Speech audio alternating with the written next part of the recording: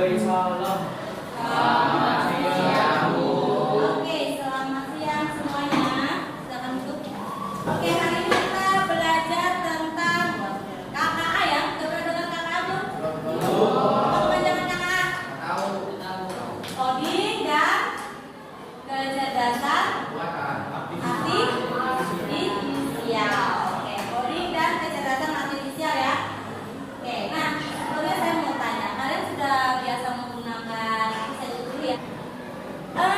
Siapa yang sudah tahu tentang ChatGPT? Tanpa? Apalagi yang biasa kalian pakai? Apa? Meta? Apalagi? Gigi, oke Gigi. Gemini. Apalagi? Black box. Buat apa itu? Black box sama ChatGPT. Berarti kalian udah biasa pakai ya? Berarti kalian sudah tahu kecerdasan artifisial. Nah itu yang kalian sebut nanti contoh-contoh kecerdasan artifisial. Untuk apa biasanya? Membantu apa? Pembelajaran. Oke. Alat kecerdasan. Jadi yang kalian tadi sebutkan itu baru hanya sebagian kecil dari KA yang sudah ada zaman sekarang, ya. Karena sekarang itu sistemnya banyak pakai robot ya, kalau udah bilangnya ya, mesin atau pakai robot. Nah, kita cek, kita lihat. Oke, nah kita belajar apa hari ini tujuannya? Mau mengenal apa sih definisi dari KKA, jenis dan fungsi kerjanya ya. Lalu mengidentifikasi aplikasi AI di berbagai bidang. Oke, baru menggunakan salah satu perangkat AI untuk tugas sederhana. Jadi nanti kita ada tugas sederhana menggunakan aplikasi AI. AI itu ternyata diperkenalkan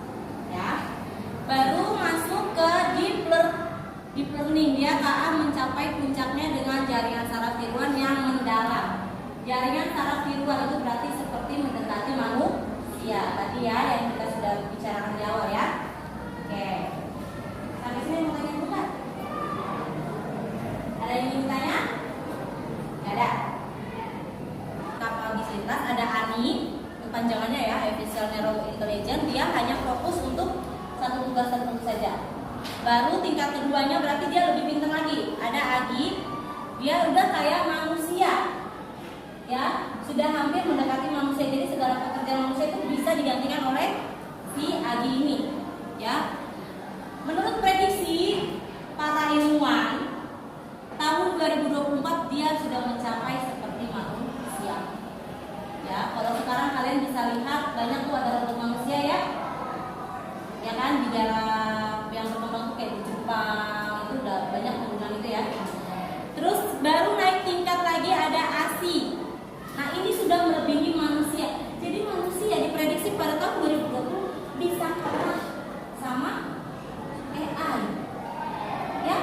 Jadi semua misalnya di perusahaan tuh pabrik semua mesin. Nggak ada lagi tenaga manusia. Ini kerja AI. Oke, prinsip kerjanya pertama input data. Jadi kalian kita masukkan big data ya di dalam itu handphone kalian atau komputer. Baru nanti dia melakukan pelatihan model dibilangnya. Berarti dia melakukan pencarian.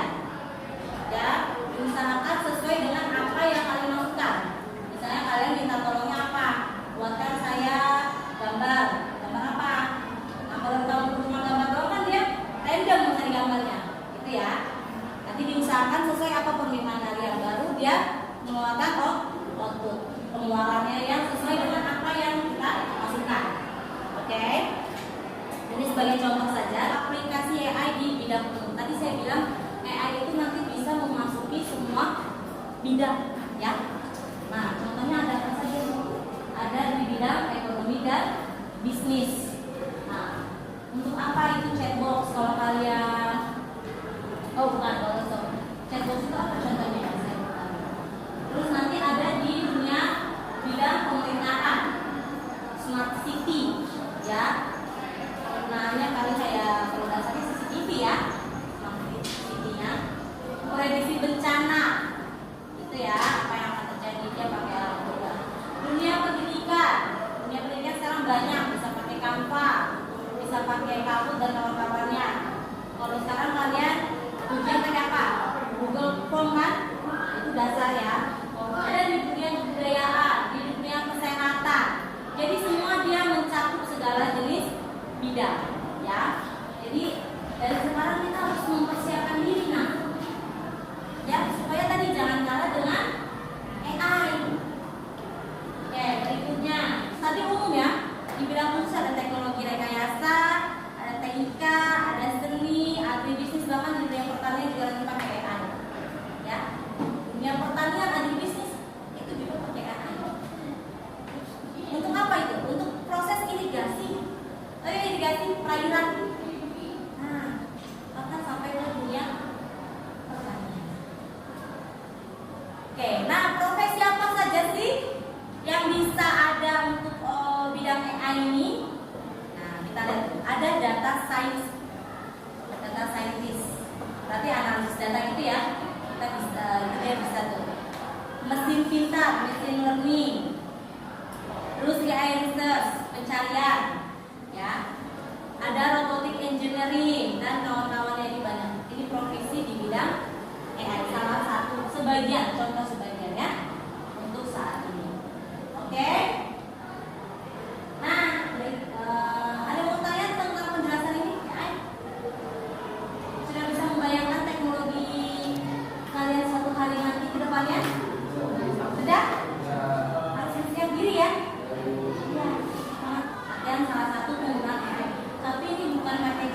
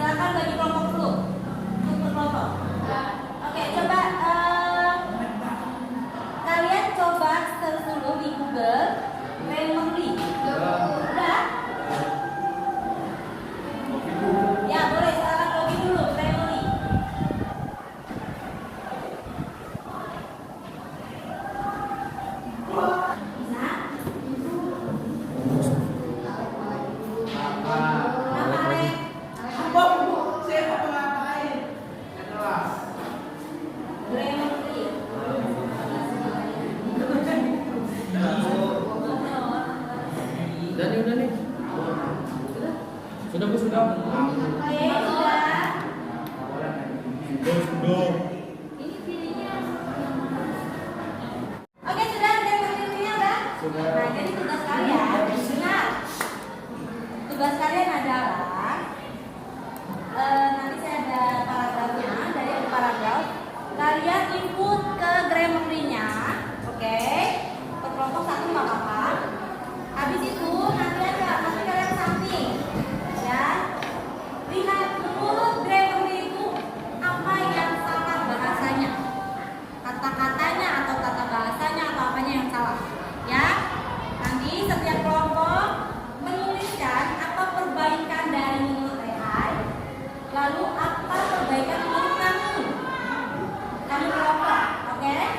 Nanti kalau sudah masing-masing kelompok mempresentasikan ke depan ya hasil temuannya, satu orang saja, satu kelompok satu saja, tidak apa-apa. Hasil temuannya, misalnya hasil temuannya kan jadi apa? Menurut AI perbaikannya ini, gitu ya. Menurut saya itu perbaikannya harusnya ini, begitu ya. Terus apa perbedaannya? Menurut AI atau menurut kalian itu perbedaannya apa? Oke, bisa dipahami ya? Oke, sekarang kita lihat teksnya ini saya sudah sediakan ya. Kalian tinggal itu. Nah ini, dari yang teknologi kecerdasan buatan dari sini sampai sini, ya. Silakan boleh diinput masing-masing di aplikasi AI-nya, Grammarly-nya. Masukkannya aja di situ. Sini Bu. Iya, tapi terus ya.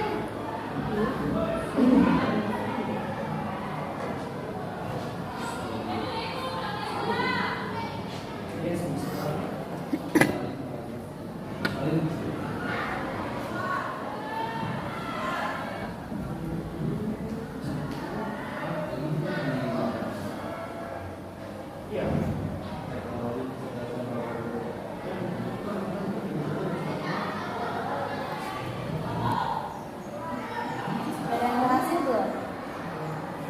Udah Bu, tapi ini kayak nggak ada yang diubah sih Bu. Hah? Ada yang salah Bu.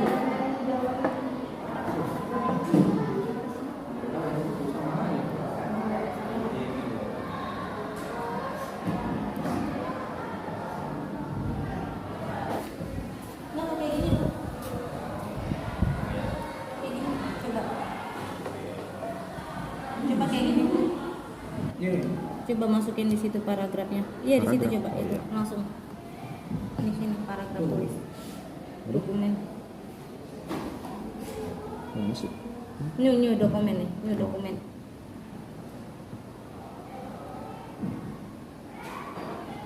Sinyalnya apa? Terus nggak ada lagi sih.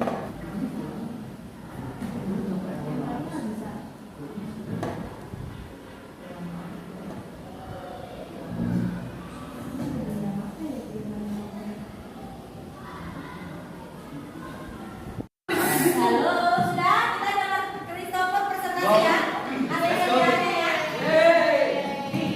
Semuanya kalau diam nanti tanggapi ya. Baik. Aku gantung. Nanti silakan Christopher. Let's go. Selamat siang semuanya. Ya.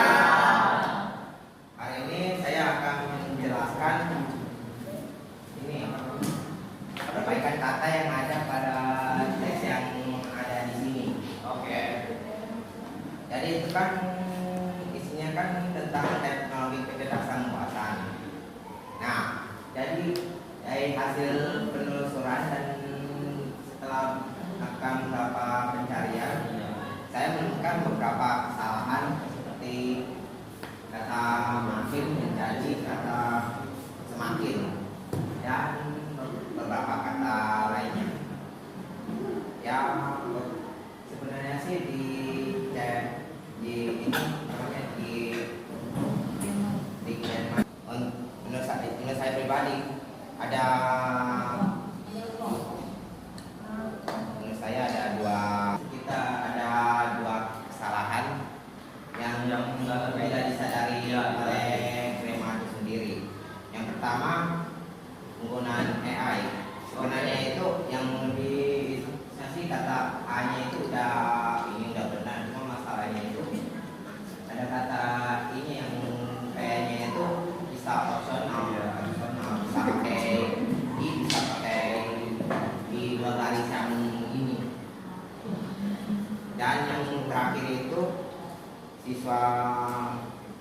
siswa-siswi yang ini. Nah, tadi kan kelompok aku kan sudah menjelaskan. Dan kami sudah menyimpulkan yang siswa atau itu di kremannya itu siswa-siswa, seharusnya itu siswa-siswi. Jadi kesimpulannya itu sempurna-sempurnanya ChatGPT ya pasti ada beberapa kekurangan atau kesalahan yang bisa dibuat kapan saja. Terima kasih. Oke, terima kasih Christopher. Alex, silakan Alex maju untuk presentasikan. Oke, yang lainnya perhatikan ya. Kasih tahu ya. Kamu pakainya AI apa, oke? Di sini dari kesimpulan kelompok saya dari menggunakan AI Grammarly, dari kata-kata ini, dari kata ini dan jadi AI, dari AI ini kita bisa lihat kata-katanya menjadi baku dan menjadi singkat dan jelas dan mudah dipahami. Jadi dari AI ini meskipun singkat dan mudah dipahami, jadi tidak sempurna juga. Kenapa? Karena beberapa ada yang jadi baku. Mungkin dari AI dan kita jauh-jauh berbeda.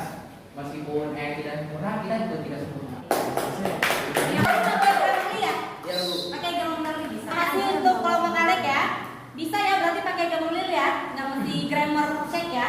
Grammarly-nya bisa. Oke. Berikutnya kelompok yang ketiga. Kelompok ketiga diwakili oleh Alvin ya. Oke, silakan Alvin.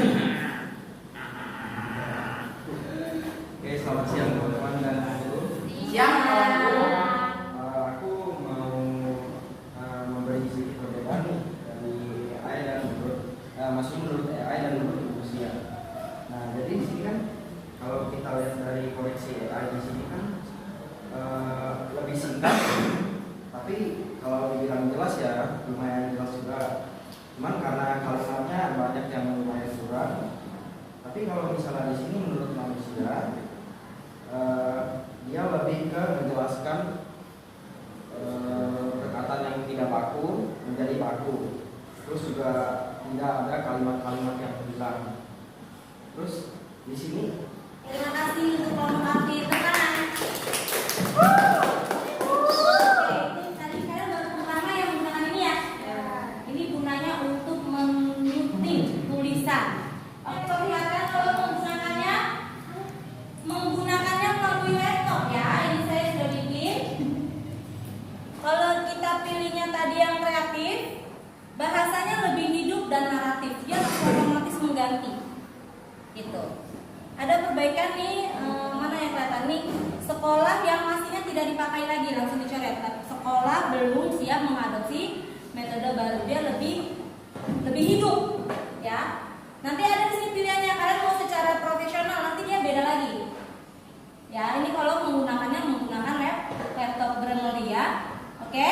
Jadi ini membantu untuk ngapain tadi? menyunting teks. Iya, menyunting paragraf atau teks. Ya, biasanya digunakan untuk pekerjaan penerbit. Ya, sekalian untuk mengecek plagiarisme. Ya, jadi kan karena AI ini canggih, jadi kemungkinan untuk melakukan plagiat itu besar. Maka ada AI ini untuk mengurangi plagiat. Ya, jadi nggak bisa copy paste tidak boleh. Kecuali ada ATM ciptanya ada itu untuk mengurangi. Oke? Oke, ada yang mau tanya sampai sini? Tidak ada ya. Oke, kalau begitu berarti pertemuan hari ini kita akhiri. Berikutnya itu nanti kita bisa belajar tentang prompt.